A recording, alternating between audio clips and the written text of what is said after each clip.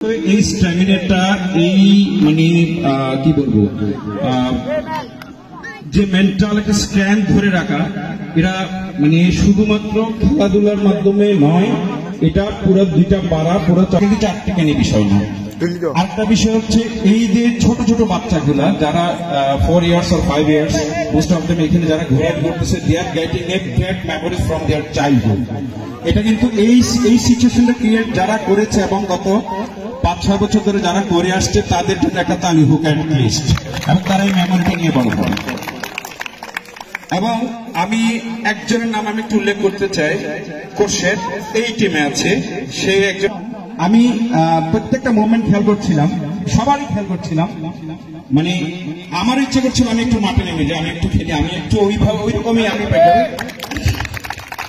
অনেকে আমি চিনি না, কিন্তু যে পরিমাণ এখানে আমি খুব অল্প ছোট ভাইদের বা ভাইপো বলি চিনি, তার মানে আমি বুঝতে পেরেছি আমার আসলে বয়স হয়ে গেছে।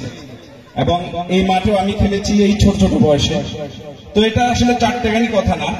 এবং যারা জিতেছে যারা হেরেছে সেটা ম্যাটার না, এই জায়গায় এসে আমরা সবাই মিলে জিতেছি। কিসের বিরুদ্ধে জিতেছি? এই গত 7-8 বছর বা 10 বছর ধরে সমাজের যে একটা অস্থিরতা আমরা দেখি, একটা রাজনৈতিক একটা ইলেকশনের অস্থিরতা দেখি বের করতে পারে, সেটার এক্সাম্পল হচ্ছে আজকের এই খেলাধুলা। এই জন্য সবার প্রতি আমি আবার ব্যক্তিগতভাবে কৃতজ্ঞতা প্রকাশ করছি, এবং যারা এই টোটাল প্রসেসের সাথে ইনভলভ ছিল সবাইকে ধন্যবাদ জানিয়ে আমি আমার বক্তব্য শেষ করছি। Thank you. ধন্যবাদ আদিব ভাই।